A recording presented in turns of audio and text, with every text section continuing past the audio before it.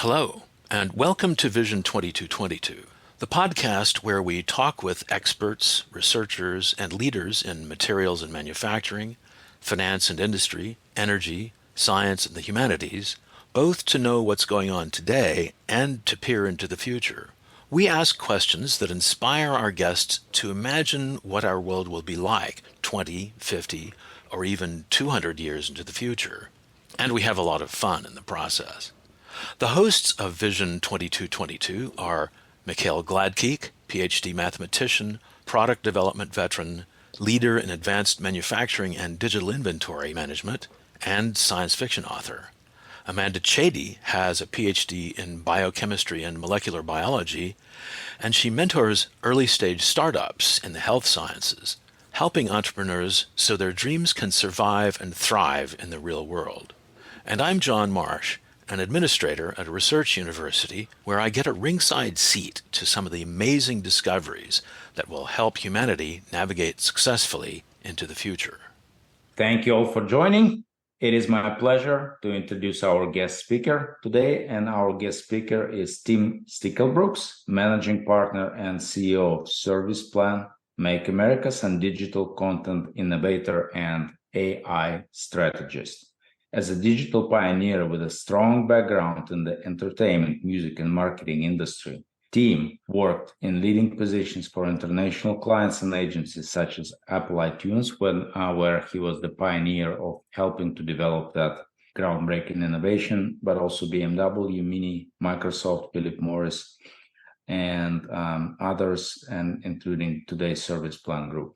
So, Tim, it is a pleasure. Thank you for joining us, and I'm looking forward to this very, very exciting conversation. Thanks, Mikhail. Thanks for having me. It's an honor.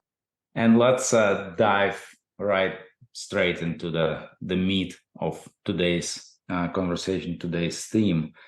AI is all over the news today, and we all hear it every day. The companies, the applications, all the buzz in the media with tools like ChatGPT and Copilot and Sora and all the others, they continue to impress with AI-generated content such as images, videos, stories, computer codes, and there is apparently no limit to what AI can do. And this is an essence of my question. Where do you think, how far this trend can go? How far can it continue? What are the limits of this technology, if there are limits? Well, obviously the development is exponential, since ChatGPT became public like 18 months ago. Even for people working within the field, it's really hard to keep up with the daily news of possibilities. And we're just getting started. It's really, sometimes it's tiring, every week there's a new thing coming up. But to answer your questions, this is not a trend. This is the future. Look at it as if the deployment of the internet protocol or the rollout of smartphones, this is here to stay. I think just in April 2024, 1.8 billion visitors were on ChatGPT. That means even if you manage to avoid to go onto ChatGPT personally, you have been confronted with some output somewhere from ChatGPT. How far can it go? I have no idea. The sky is the limit, I'd say. And we definitely will see, all kinds of, AI entering all industries, health. There might be spaceships, cities, homes built with AI. Right now, it is very software driven, for example, somebody just realized that 80% of all function in apps and websites are identical, and they can be coded better and faster in Lego-like systems with AI than humans actually can do it. And that is an app that is getting rolled out right now. So, but this is just, one example where we're going. So I'm not really seeing right now where it could end. It is a technology that's just getting rolled out. So you mentioning sky's the limit and talking about airplanes and spaceships and cities. Potentially, I'm thinking will AI help us colonize the deep space? But in the end, will it make us obsolete?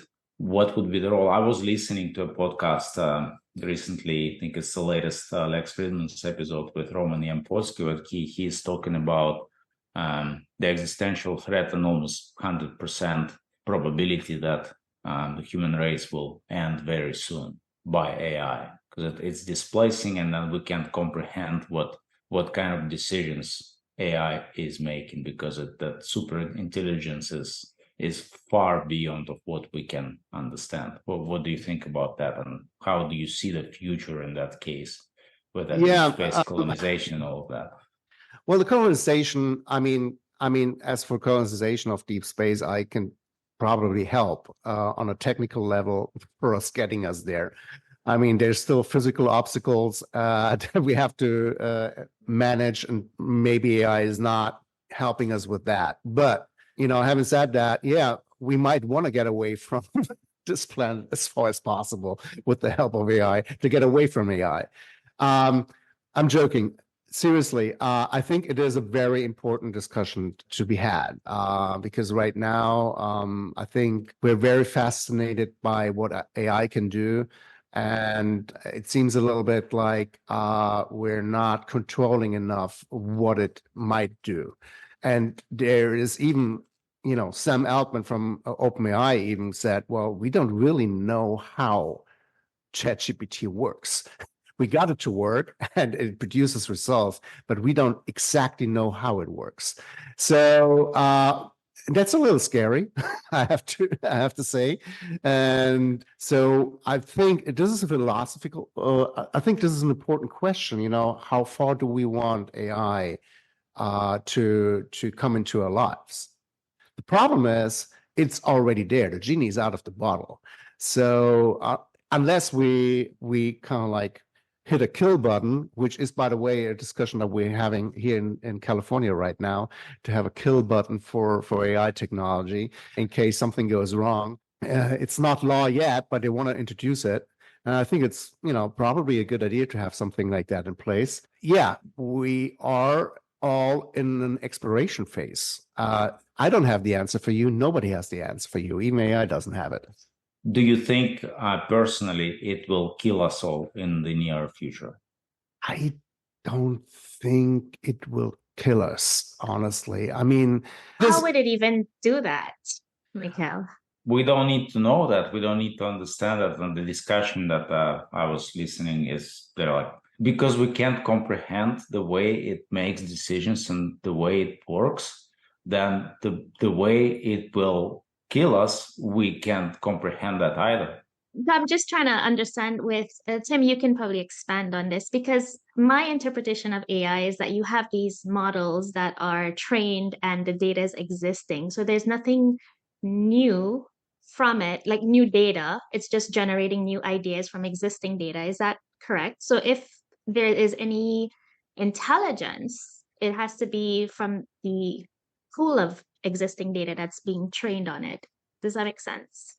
See, there's a couple things to that. Number one, all the big large language model providers, such as OpenAI, they don't really disclose how they trained their models, number one. So what kind of data they use to train it. And that is critical because, as you rightly say, that's kind of like has as an output, how a model reacts. So we don't really know that. I mean, they don't disclose it for one reason, for IP rights, and they're probably, they don't want to pay for IP that they used to train the model. But it is also critical because if there was wrong information going into the model, the output will be wrong, right?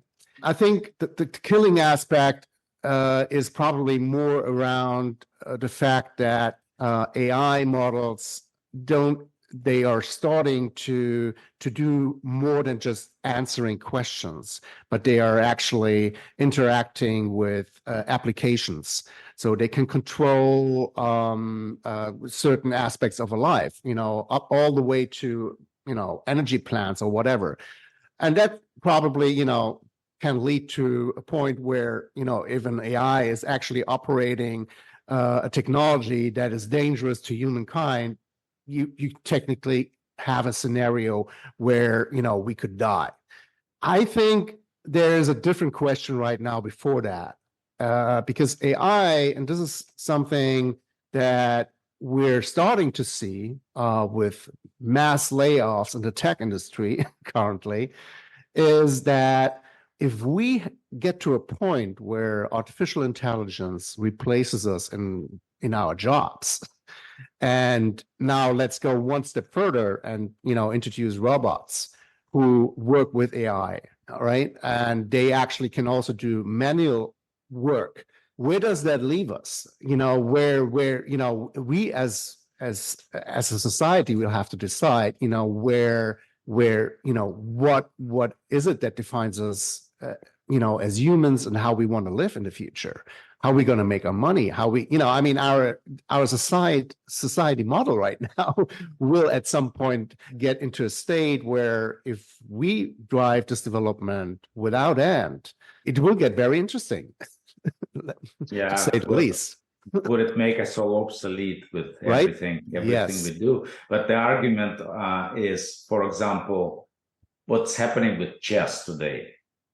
Everybody knows that computers, AI, whatever you call it, can beat any human with no problem. But we're still playing chess, and there's championships, and there are lots of games, and people just having fun and finding their calling and improving their skills in playing chess, even though they know that the computers will at any point will beat them.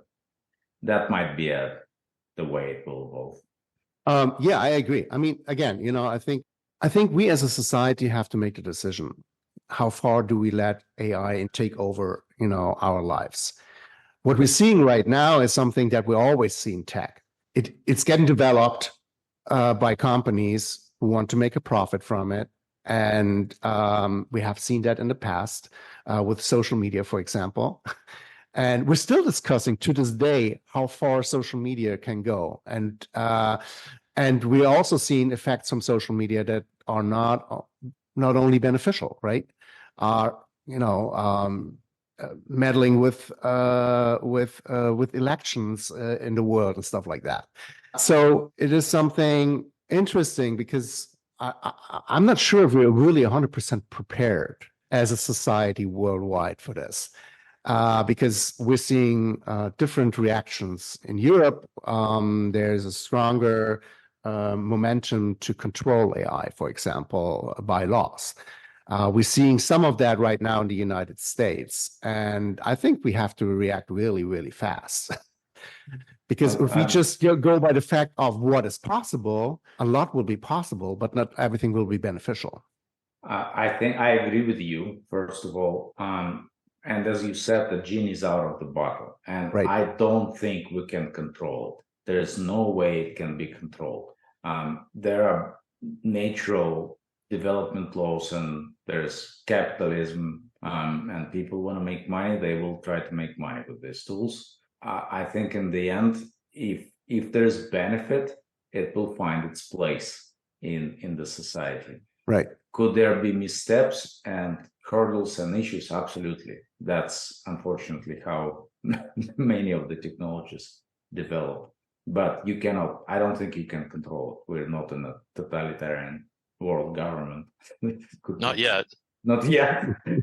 Oh, that's an interesting thought, whereby many of us who would prefer to continue in democracies could actually yield to fascist tendencies in order to combat a common foe, the foe this time being AI.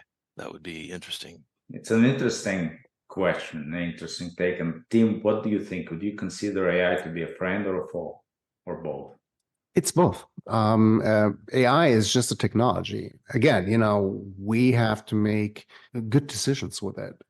And Right. the interesting thought about all of that is like the company that they didn't invent it, but they kind of like got the whole AI ball rolling is OpenAI, which when it was founded, and why there's so much discussion about the leadership there. They were very aware of what they are working on. And there's an internal fight about how much it needs to be controlled. I mean, even the employees right now are asking for whistleblowers, internal whistleblowers, to stop developments that can get dangerous. So, it is just technology. It's, in the end, it's us, what we allow it to do. I think that's very wise statement. Thank you, Tim. Amanda, I think you have next question. So Tim, let's now talk about AI and its impact on creative development. So in the early days of automation, the focus was really on replacing repetitive tasks on a manufacturing floor with robotic tools. While, I've seen AI tools used to improve workflow, we also see a strong push of AI into a creative domain. For example, I have seen AI tools integrated in Canva, Adobe Creative Express, to create these stunning visual contents that can be used for advertising, marketing, or on social media. Can you tell us your thoughts on using AI in the creative process development? Is there any real threat to artists or to human creativity in general? Yeah, I think number one, why are we so fascinated by when we see creative tools based on AI? I think it is kind of like the frontier, and I think honestly, you mentioned repetitive tasks by robots, but initially, and Mikhail mentioned it earlier, I think the first real AI public appearances were when computers started to play chess or Go, which is, I think, a good example of showing how a computer can be human-like, right? A human entering the human, a computer entering the human domain, things that we think only humans can do. And that's why we're so fascinated also with the creative output. I'm seeing it in a way. Yes, there is a threat for artists, that clearly, because we've seen a bunch of creative output done by tools like you mentioned Sora or Midjourney, Adobe, that are really impressive and can basically replace things that we used to do as with a huge creative production effort by humans. Having said that, I think ultimately it really comes down to, number one, to consumer choices. Do you really want to watch that?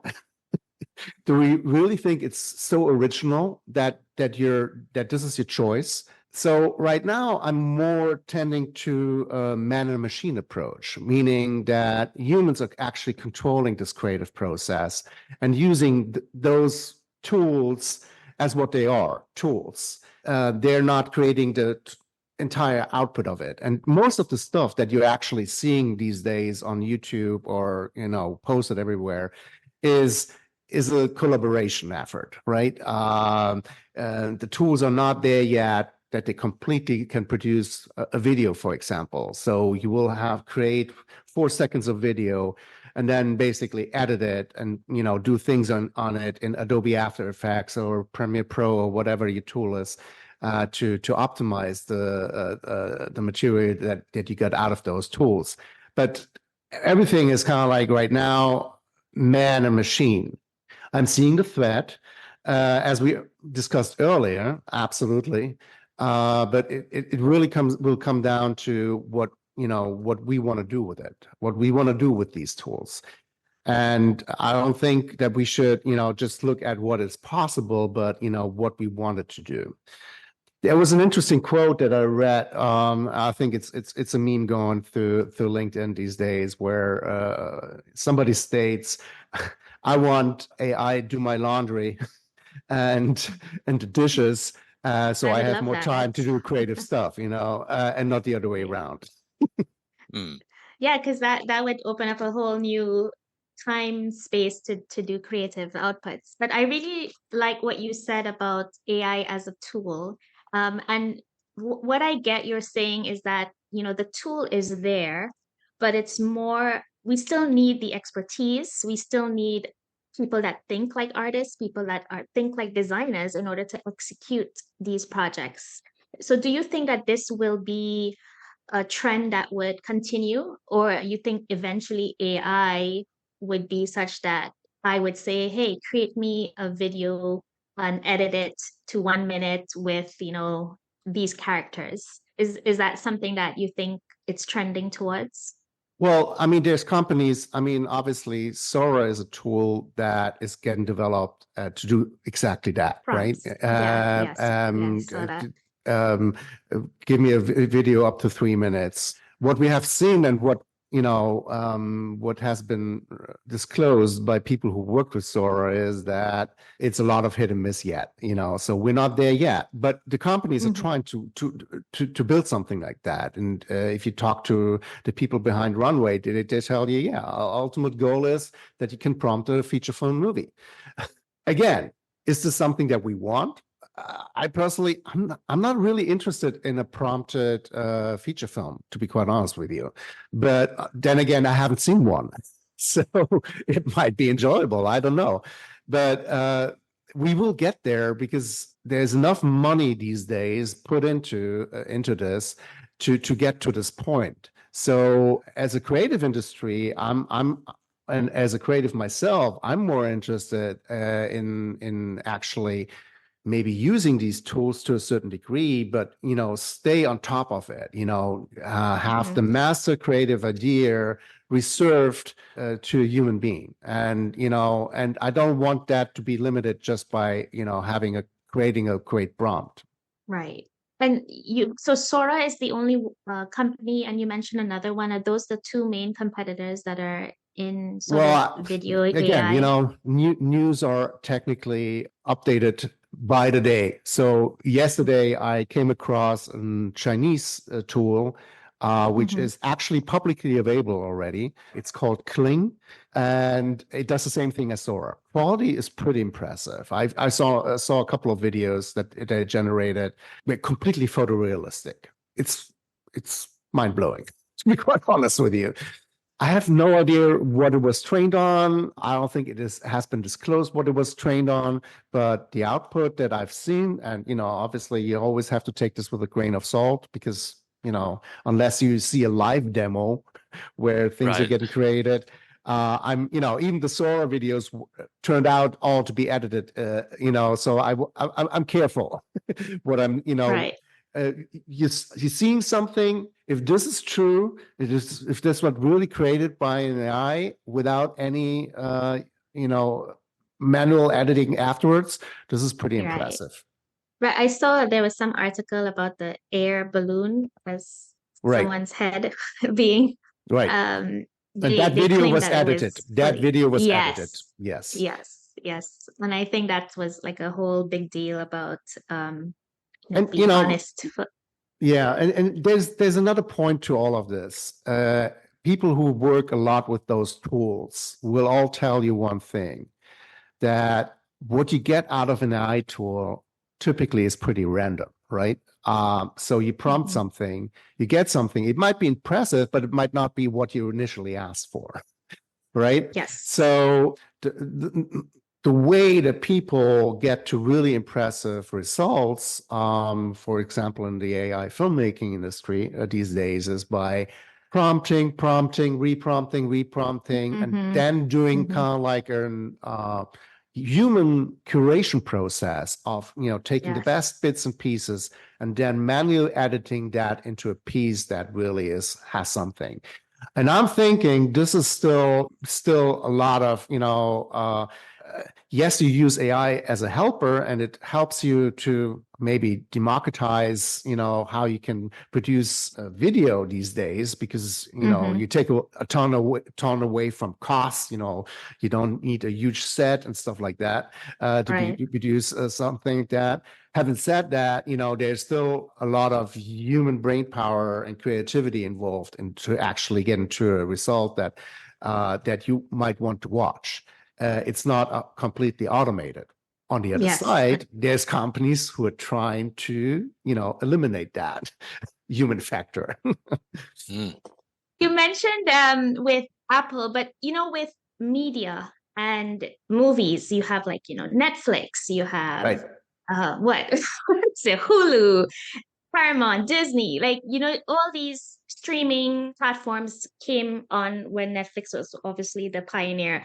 Do you think something similar would happen with AI? Because, everyone has their own AI tools, and I'm just trying to envision what that landscape would look like Well, in what the I can tell future. you, what I can tell you right now is, I mean, being here in Los Angeles at the epicenter of this, the whole filmmaking industry, everybody's jumping on AI right now. The big studios, Netflix, Disney, they're all hiring AI people right now at this point. Why are they doing it? Not to replace the traditional process. The process is still in place. But, if you can all of a sudden create an entire background of a studio in Adobe, for example, right? You don't need a set designer anymore. You can save so much money. You put people in front of a green screen and have them act there, and the whole video effects department. It's not getting obsolete, but some of their work can be done by AI, which makes it just faster to produce, cheaper to produce. So this is something that is happening right now. This industry obviously has no interest in prompting a movie. And I think we're still a good way away from that. Just from seeing what has been produced by Sora or other tools, if you look at Runway or whatever, I mean, I cannot see that this is going to happen within the next 6 months, let's say, which is an era in AI terms, right? But having said that, yes, ultimately, it will probably be something where we get, and then the question is it any good, and does anybody actually want to watch that? Right. No, I can relate to that. I've been trying to work with AI tools for creating illustrations for some of my books, and it's the same story. Sometimes it creates something very impressive, but not exactly what you wanted. Mm-hmm. And sometimes it takes many iterations, and still you get something completely different or pure rubbish out of it. It's a hit and miss. But I'd like to focus, Tim, on what you said, and I think it's a profound statement. Looking at AI as a tool, and the discussions that we hear today about how AI will supersede humans and creativity process. If you look at it as a tool, that simplifies the discussion. And what goes through my mind is, when, for example, if you look at the ancient times, when somebody is drawing some pictures with coals and then discovers that you can use some coloring elements to create colored pictures, and that's a step change that guides the process, that the creative process, and takes it to the next level. So maybe this is what we're seeing with AI. And I really like the idea that it's a collaborative process. It's a tool. You still need the human behind it. But on the other hand, also what I'm thinking is, you think we can envision the future where AI creates movies and films and art for AI? Would Well, that be something? as I said, I mean, there's companies who are on that mission who want to create that. I personally wonder if that's something that we need, right? Do we need an AI tool that generates a movie for us in feature film length? Is that something we really want to see? Is it technically possible? I think so. Yes, it's just a matter of time, right? That until we get there. Is it necessary? I doubt that. But Tim, I want to make another another step change here in the thinking. Completely remove the human element. Yeah. AI makes feature movie for AI to consume that movie. Oh, AI consuming the movie? Yes. My question would be why? What would you gain out of that? Maybe yes. Yeah. But then we're probably in a state where AI is already controlling our environment, Yes. right? Yes. And the question of, can AI become conscious? And Right. Well, right. Is it a person in the sense that we think of it being as a person? Because otherwise AI doesn't need entertainment, right, or need to be consulted. Mm-hmm. So that brings up what Mikhail has brought up is truly a deep philosophical question, way beyond a practical question. So it's almost like you're thinking, can AI shift from being a tool to something with a conscience in the future? Yes, to be being a creator and being a creator for itself. So you completely remove the human element from the creative process and from the consumption of that creative I mean, I output. would think if you keep prompting and prompting over years and years, maybe, because that's what it's using right now, is it's using human prompts to refine and learn. Now, the question is whether or not that tool could eventually gain an intelligence to have a consciousness. I don't know. That is pretty deep. Well, I Well, think intelligence and consciousness are two different things. It depends, of course, how we define it and what's the terminology. yeah, but Yeah. also there's something that we're not really bringing up right now, but I'm going to, and that is that everything that we've been talking about so far in the discussion about AI is based on machine learning tools, and machine learning is just one part of AI. It's the one that's getting the most attention, the most money, and is making the fastest progress right now. But it is still so far taking, as we've discussed, existing data, being trained on it and then retrained in an iterative process so that it more and more resembles a human effort. But fundamentally, it is still a machine process. So is that ever likely to create a consciousness? Some people, mathematicians, might argue that no, that doesn't ever get. It may be as like an asymptote, but never actually reach the line of between consciousness and a machine. What do you think, Mikhail? You're the mathematician amongst us. We don't understand at this point how the brain works, and all the efforts to completely create a purely mechanical picture of the brain processes and understand how consciousness emerges from that, all of that so far has been in vain. Now people are still trying to do that, and there is a trend that at one day we'll understand everything. I don't think so. I think there's something a lot more profound here. Maybe with quantum mechanics that will be the way. And people talk about quantum AI actually as well. So that's true kind of fuzzy logic, but we don't understand it at this point.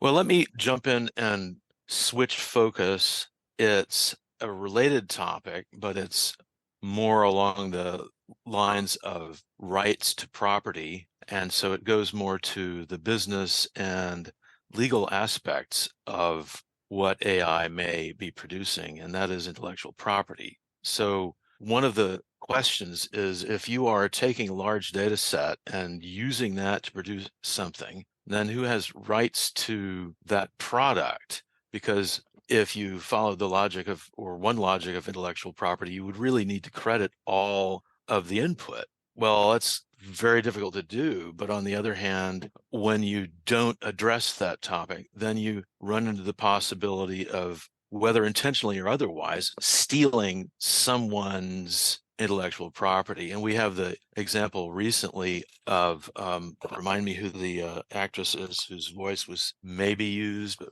Scarlett I Johansson. think it's yeah, Scarlett Scarlett. Johansson. And right, so we have the voice that sounds a lot like Scarlett, but when you ask the people who actually did it, they said, oh, no, we didn't use her as a model, and we used another voice artist to create the initial samples. But still, it surfaces that question of ownership, of whether you call it a copyright or some other version of intellectual property. Where does that lie? How do we create a system of appropriate attribution and ownership in this maelstrom of machine learning generated content? What are your thoughts about that, Tim?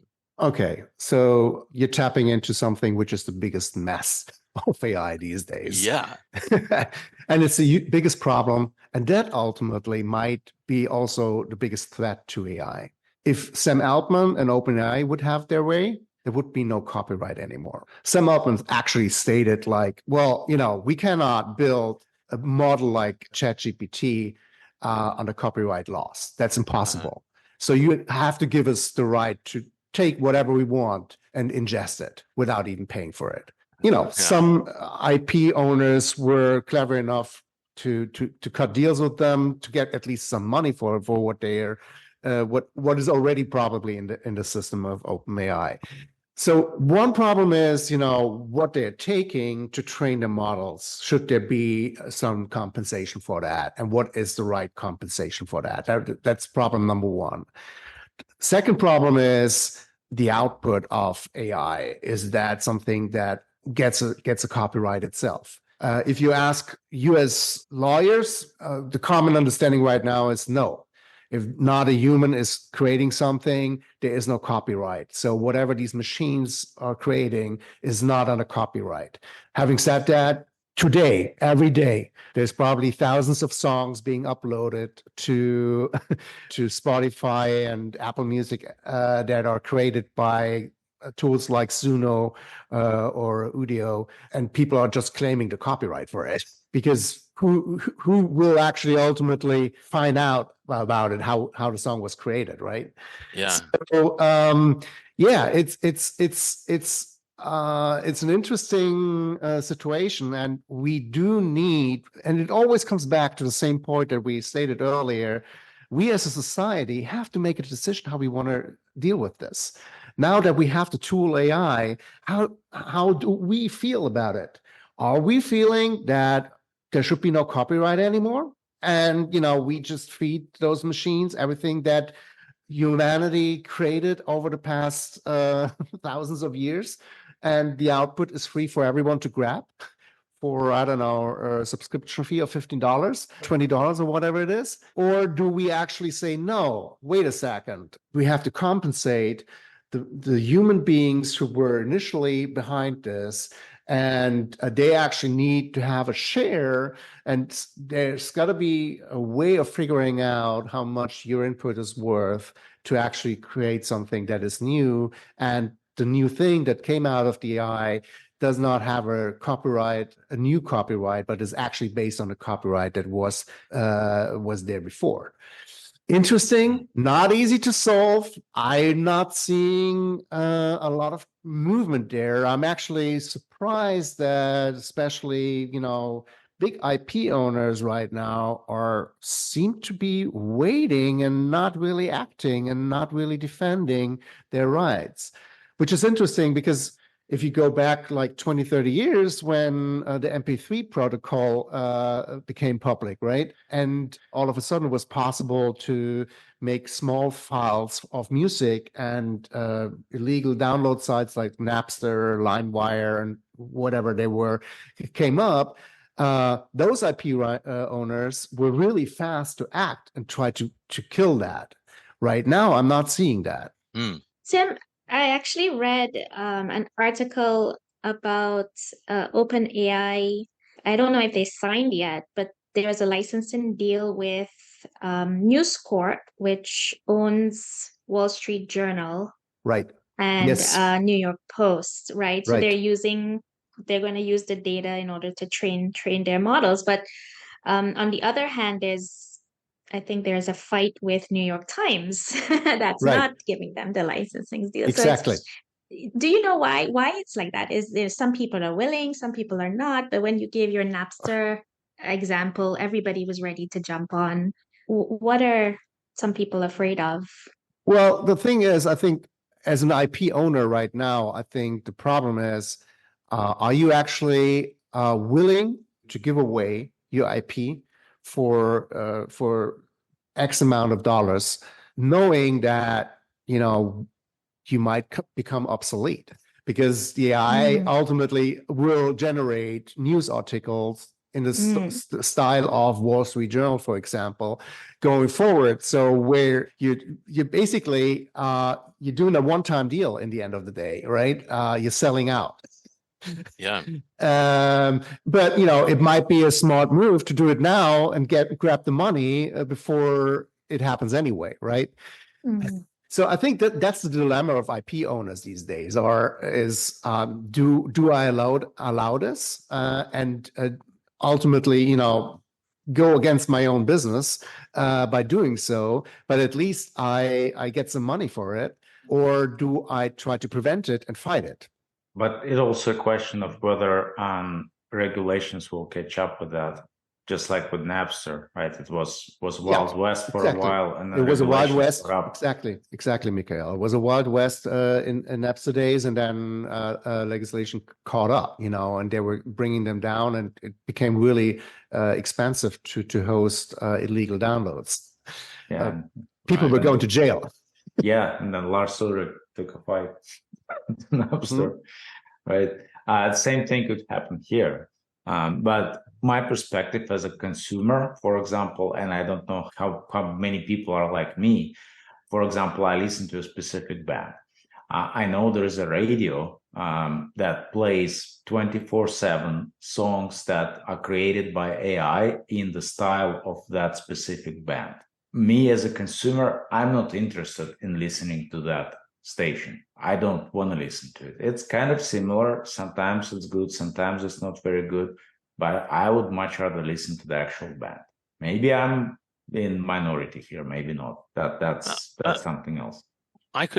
I would probably be the same way, Mikhail, just because in my experience of going to live music and consuming music that I like that's created by human beings, I don't know if I would even need to listen to the AI. I suppose this exposes the fact that I do carry prejudices, but why would I go listen to something that's created by a machine when I could listen to something created by people? I don't know.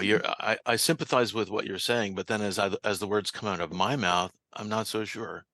So, John, we're Gen Xers. We probably need to pose that question to the Gen Zers, the current 11-year-olds and 12-year-olds, and see what they would think.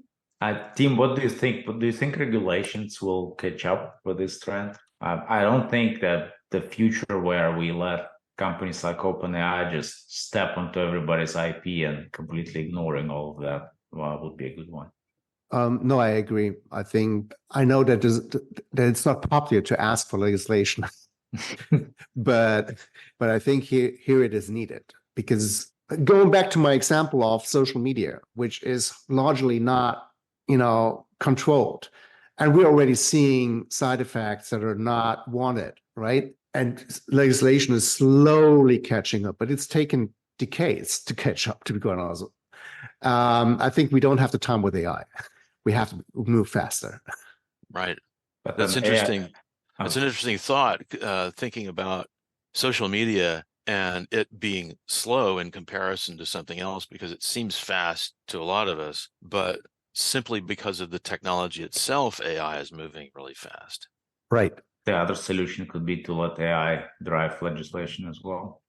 Well, there are already tools that, for example, teachers and professors and so forth use to detect AI generated content.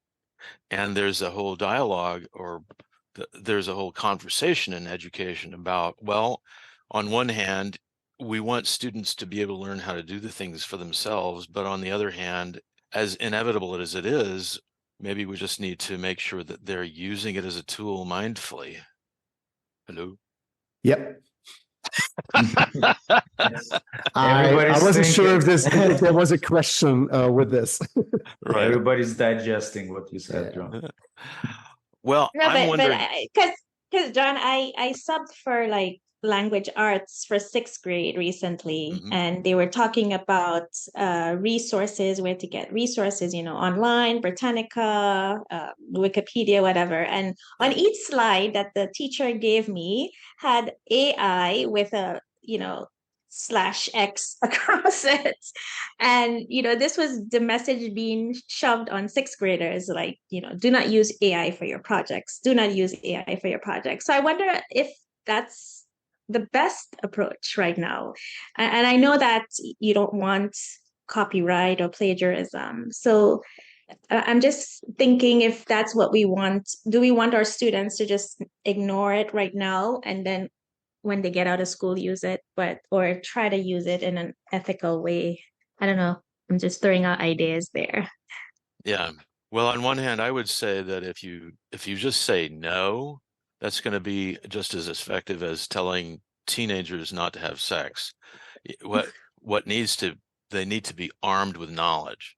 And the only way you arm them with knowledge is to say, here are some tools, go ahead and play with them, see what happens. But know that ultimately what you turn in is your responsibility. And if we find that you're plagiarizing, you're going to get punished. But if you are using it, for example, as a way of coming up with new ideas that you then explore, and you use your brain for that, that is a conscious use of a tool in an intellectual fashion. And it's no worse than using a spreadsheet to make a business plan. But I'm sure there are lots of counter arguments. And I understand the teachers' instincts about keeping students away from AI because they want the students to use their own brains. So I get that, but I certainly don't have an answer for it. Yeah. Well, I wonder if we should move on. Yeah. Just so let's move on to the next question. And we've spent a lot of time with AI. This is fascinating. This is great. But do you see other technologies or other trends that will transform us as humans in the near future? And how do you see us develop as human race in the next 50, 100, and 200 years by year 2022? What fascinates you? What do you find exciting? Well, I think the next thing and it is somehow related to AI in a way, is definitely robotics. I think that's going to transform the way we're defined as a society, because I'm 100% convinced that robotics will be introduced in many, many fields, health sector, caretaking, stuff like that. We already have so many aging societies that don't have enough people to take care of elderly people, for example. Robots will come in there. It's already a fact that this will happen. And if you can make those robots a little bit more human-like with the help of AI, sorry, we're back at AI, Right. then that will actually probably help in a way. Again, this isn't a development that's definitely going to come. Is it something that we want? We have to all answer ourselves. But I'm sure that we will see autonomous machinery, cars, vehicles, stuff like that. I mean, this is a discussion we're already having for 10 years. Autonomous driving that will arrive.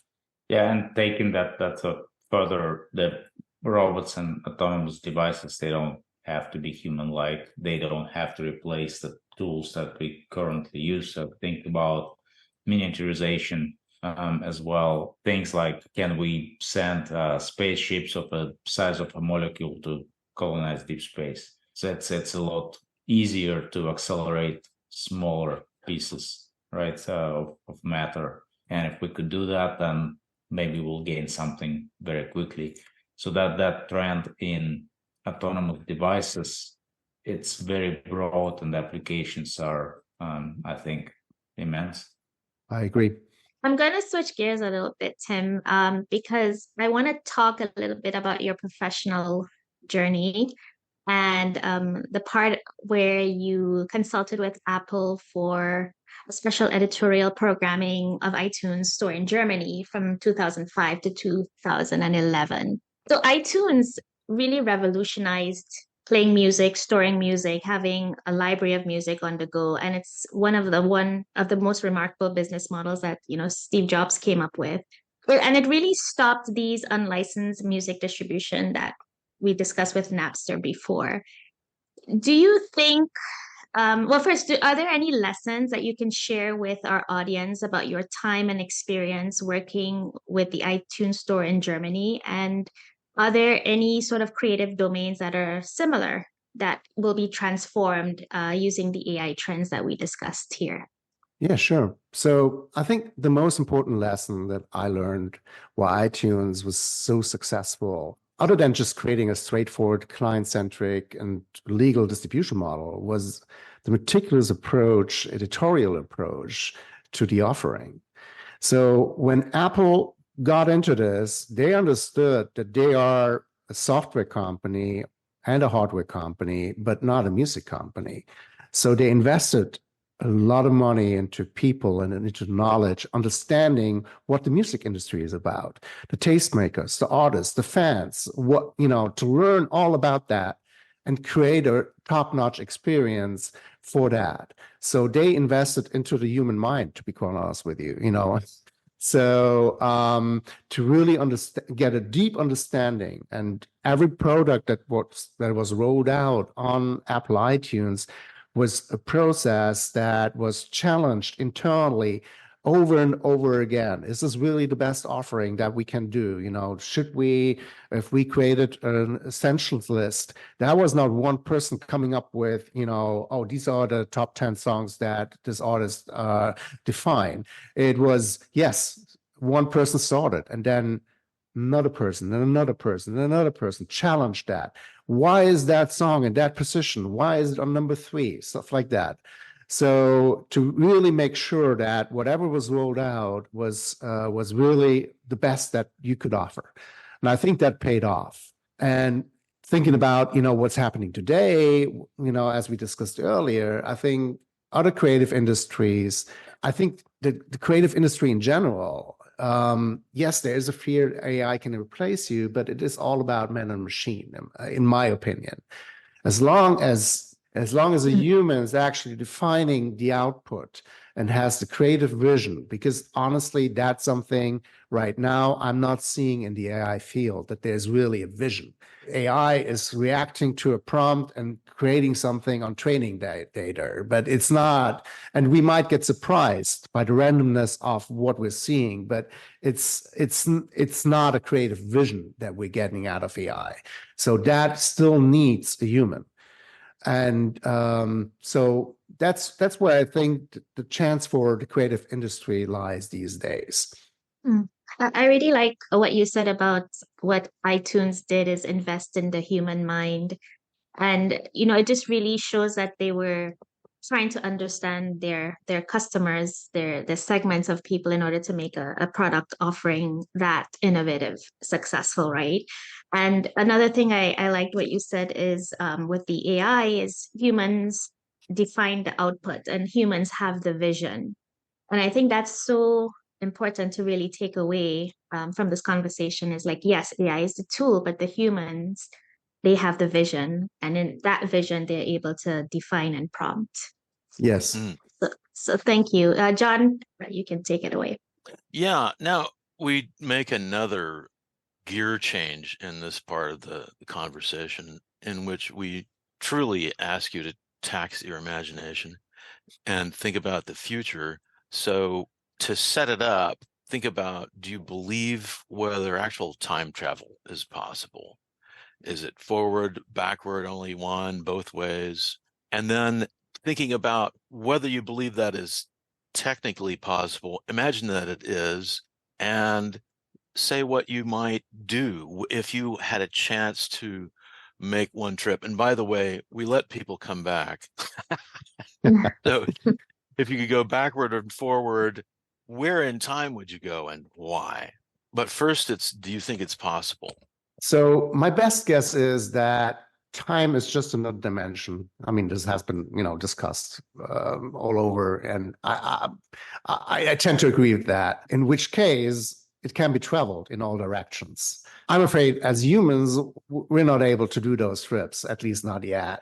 I always think of us like those worms that only understand 2 dimensions, like length and width, and they feel the 3rd dimension, depth, but they have no idea how to maneuver in it, right? But yeah, so my answer probably would be no, it's not possible for us to do it. But, yeah, if you get me on a TARDIS with Doctor Who, yeah, I'm ready for that. Right. I'd love to peek in the music scene of the 60s. So actually not traveling too far. I'm just personally interested in it. I just feel that this has been the era that saw the biggest impact on popular music, other than hip hop, that we're still listening today. So, all those thoughts about freedom and peace. What an exciting era for music lovers. So yeah, I joined that trip. Right. Well, and then the word trip is totally appropriate in that context. I'd go with you, Tim. I share There you the go. statement. What do you think you would learn if you were able to go back into the 60s music scene? I think what you would learn is probably, I'm not sure if I would learn a lot. I think I would Right. just enjoy the experience. Right. And Yeah, exactly. It's the same thing. I just want to be at the Beatles concert. right. Yeah. Or be in on the founding of the Rolling Stone magazine. Right. And Yeah. be at the elbow of those journalists as they go out and do their interviews and get involved.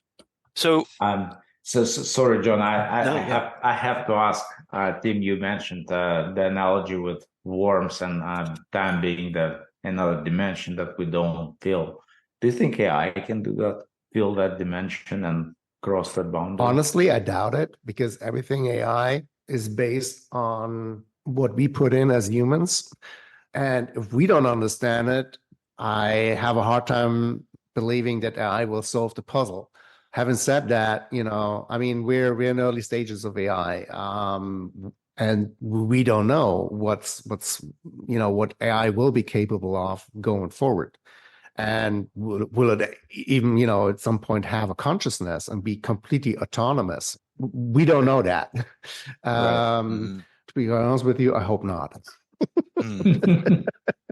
Yeah, because you could imagine an autonomous AI entity going into the past and manipulating the past, and then all of a sudden we have a different present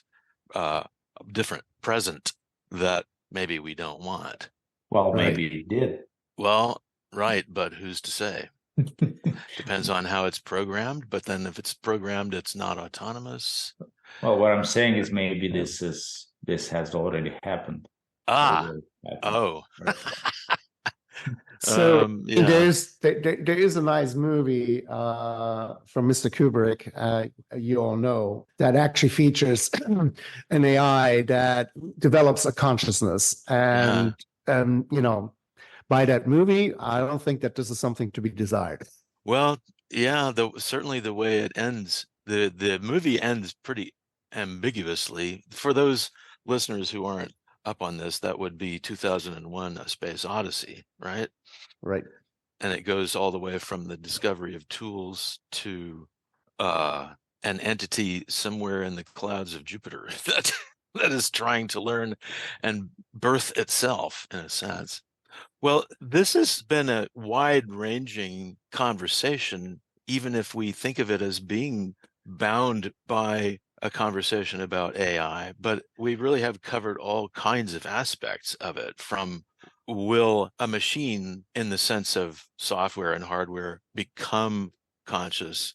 What do we do about intellectual rights? How do we exist as human beings if all work is taken on by machines? And then what do we as humans do? We didn't even address, how could a human being be satisfied without work? Some of us dream that we can retire and then not work, but a lot of people who find themselves in that position are vastly unsatisfied. So there are lots more questions than answers, I think, in what we've discussed, but I think that we've really picked at the surface of a lot of very important things. Part two, John. Yeah, part two. And how long do we wait? Do we wait a year? Are we going to be too late when we come back with Tim? And it's moving fast. Mm-hmm. We discover that it's not Tim there anymore. He's off in the Bahamas, and it's his avatar that we're talking with. Well, you don't know that now, do you? Well, this is true, but I have enough evidence, I think. So what do you think you would like to leave with our listeners? What would be the main points that you want them to remember from our conversation? I think the main point is, don't look away. Get involved. AI is there. Don't think that when you're not looking at it and not interacting with it, it's going to go away. I think it is important for each and every person to be very aware of what these tools do and to form an individual opinion on it and then get loud about it. I think we need safe rails for this technology that are not in place right now. Right now, we let those major companies that are putting a lot of money behind it just do what they do until somebody says stop. I'm thinking AI can be very beneficial for us, but it's also a threat if we don't put some safety measures in place. That sounds like kind of a warning to me, too, to pull my head out of the sand, start at least playing around with this stuff so I understand it better. Yeah, I think that's important. You got to get involved. You got to see what these tools do. And again, there's good stuff, there's bad stuff. Whoever gets involved gets better understanding what this technology is actually capable of. And this is the only way how you can make an educated, choice of how to interact with it and how you want it to be part of your life going forward. Right. Well, how will people find you if you want? Do you want to be found, and how do people find you? You can find me on LinkedIn. All right. Easy. Yeah. And yes, I want to be found. Absolutely. Mostly by human beings. Preferably. For the time being. Well, it's been a lot of fun talking with you, Tim. I appreciate your time. Amanda, Mikhail, do you have any closing comments? I just wanted to say thank you, Tim. It's been a great discussion, eye-opening, thought-provoking. Yeah. I had a lot of fun. Thank you. Same here. Thanks for this really well-prepared podcast. I have to say, thank you for having me. This was great. It was a lot of fun. Yeah. Thank you, Tim. And I actually really like your advice about getting to know about AI and how to interact with it. My husband has OpenAI on his iPhone. I sometimes play around with Microsoft Copilot. I think it's just their web AI. But I can see there's so many businesses integrating it in some form or fashion. And sometimes it becomes so overwhelming for me.